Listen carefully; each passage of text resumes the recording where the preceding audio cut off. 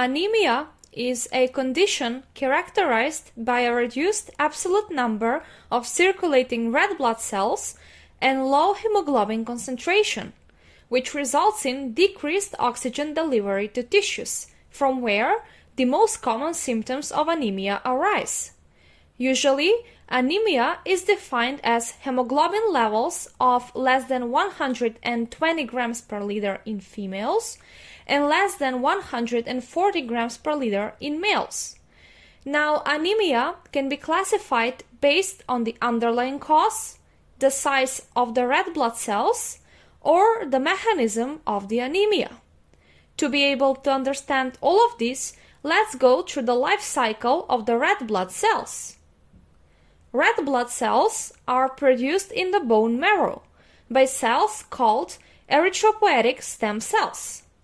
The process of erythrocyte production is called erythropoiesis, which is the development from erythropoietic stem cell to mature red blood cell. The erythrocyte production, the erythropoiesis, is stimulated by hormones, mainly by the hormone erythropoietin.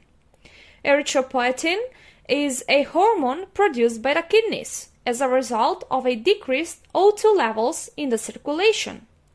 Erythropoietin stimulates the development of erythropoietic stem cell into reticulocytes. Then reticulocytes are released into the bloodstream when they become mature red blood cells.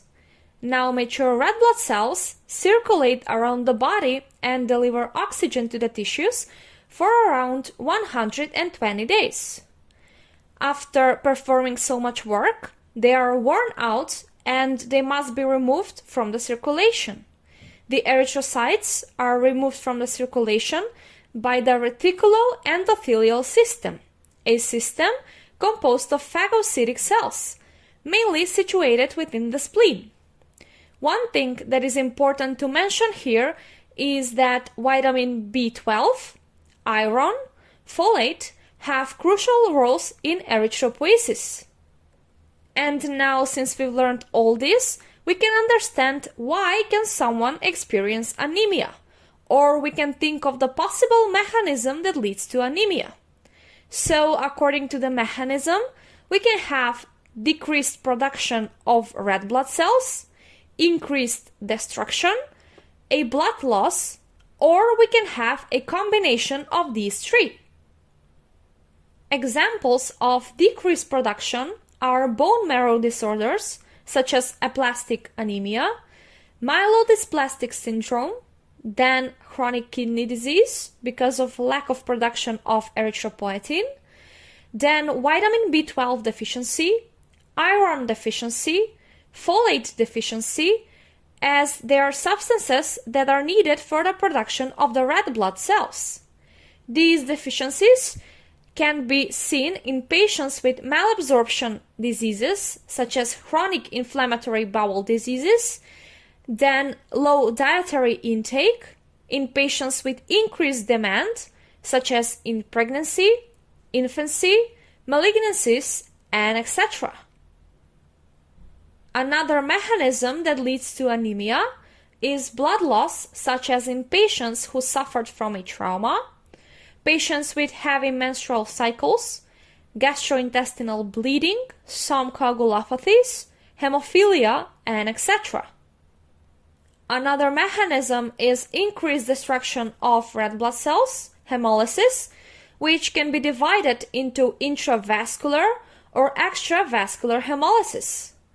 Examples of intravascular destruction of the red blood cells are the condition with microangiopathic hemolytic anemia, which includes disseminated intravascular coagulation, hemolytic uremic syndrome, thrombotic thrombocytopenic purpura, mechanical heart valve, then autoimmune hemolytic anemia, cold and warm, drug-induced hemolytic anemia, and infections such as malaria. Now, extravascular hemolysis means destruction of the red blood cells in reticuloendothelial system, which can be immune-mediated or it can be due to inherited or acquired red blood cells defects, such as sickle cell anemia, where we have hemoglobin defects, hereditary spherocytosis, elliptocytosis, where we have red blood cells membrane defects, then G6PD deficiency, which causes red blood cells enzyme defects.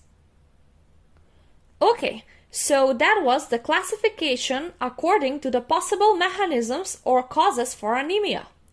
Now the first step into diagnosing anemia is performing a full blood count where you look for the number of red blood cells, the hemoglobin level, and the main corpuscular volume, which is the actual average size of the red blood cells. Now, by the size of the red blood cells, or by the main corpuscular volume, anemia can be classified into three classes: microcytic anemia, normocytic anemia, and macrocytic anemia. Microcytic anemia is defined as the presence of small, often hypochromic, red blood cells in a peripheral blood smear, and is usually characterized by a low MCV, less than 80 femtoliters. Causes of microcytic anemia include iron deficiency as the most common cause, chronic inflammatory disease, and thalassemia. In this context, the studies that should be performed include iron studies, measurement of serum ferritin, iron concentration, transferrin saturation, total iron binding capacity, and more recently, serum transferrin receptors. Then we can calculate the Menser index, which is helpful in differentiating iron deficiency microcytic anemia from thalassemia.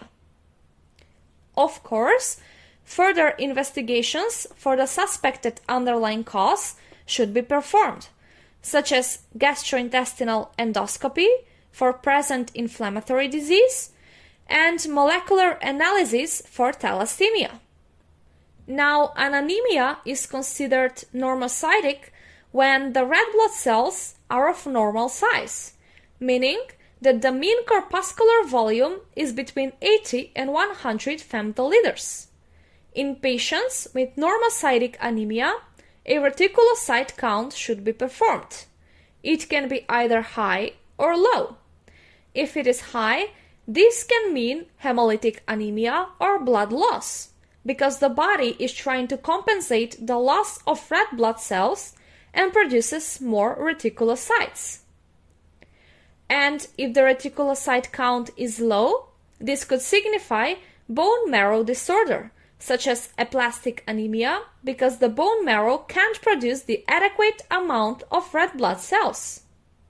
In this context, the studies that should be performed further include peripheral blood smear, bone marrow biopsy, immunologic tests, then performing lab analysis for serum LDH, serum haptoglobin, unconjugated bilirubin, and more. And at the end, when the MCV is high, more than 100 femtoliters, this signifies macrocytic anemia. Here, blood film should be performed to differentiate megaloblastic from non-megaloblastic anemia. Now, megaloblastic anemia means that you have megaloblasts, which are immature large red blood cells because of vitamin B12 deficiency or folate deficiency. And if the blood film shows large but mature red blood cells, we have non-megaloblastic macrocytic anemia, which is usually present in patients with chronic liver disease, alcohol abuse, hypothyroidism, and pregnancy. Okay, now mostly the patients with anemia experience fatigue, headache, dizziness, lightheadedness, shortness of breath, especially on exertion, palpitations, irregular heartbeat, and also symptoms that are linked to the potential cause of anemia, such as jaundice in hemolytic anemia, glossitis, fragile nails, and cracked and dry lips in iron deficiency anemia, neurological symptoms in vitamin B12 deficiency, and etc. And when it comes to treatment, the treatment for anemia will depend on its cause and also on how serious it is.